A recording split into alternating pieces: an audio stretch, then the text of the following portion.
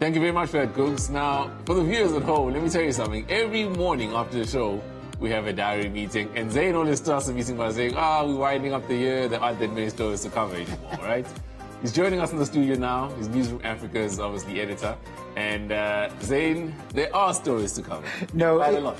Every day I'm surprised by the amount of stories that still comes up, right? Yeah. So the big story today is the president is coming back from his trip to Egypt after he was politically coerced by the DI, I think, to come back into the country and address the energy crisis. So today we'll be covering his meeting with the ESCOM management and board.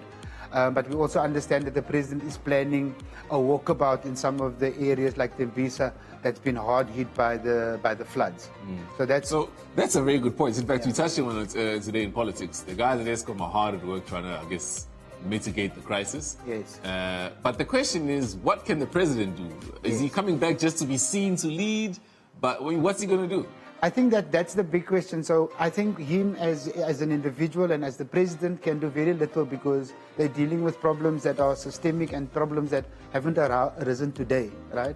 And so I think the big kind of reason for him coming back which is why I used the words in the beginning, politically coerced, because I do think at the level of perception, him dealing with the crisis is important. And so I think he's feeding into that by coming back and actually addressing this issue by meeting with the board and so on. Do you worry about how the president has been speaking around the issue of power? I mean, just last week he sent out a press release, or was it a tweet, talking about how he just seen Medupi for the first time. And again, people are like, how is it the first time you've seen this thing? And it's been, we've been building this since... Yeah, it doesn't instill a lot of confidence in people when they hear that it's the first time that the president had visited the site, given that the site has been in the news for quite a while and is one of the most important power generating sites, So it is quite worrying, again, at the level of perception, to think as an ordinary citizen, but the president, first time that he's meeting or is seeing this site. So I think the messaging could be done a lot better around the president and his messaging around the crisis. And so the other big story today is the public protector is seeking leave to appeal a decision by the Pretoria High Court that basically found that she was unconstitutional, unlawful, and had failed to do a proper job around her investigations around the Estina dairy farm.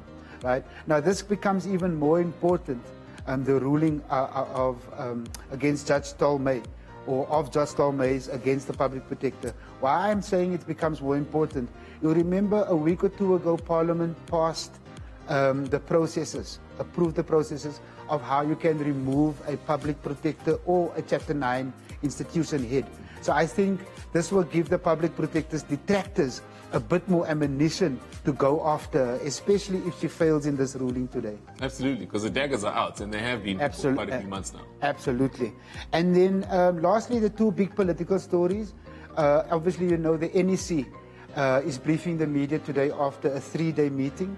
One can imagine quite a lot of important stuff being discussed there. The ongoing battles and factional battles within the ANC, I'm sure, has taken center stage at this NEC meeting. And then last but not least, we're bringing you the updates on the EFF conference. So ahead of the EFF conference yesterday, we brought you a story about the EFF leadership.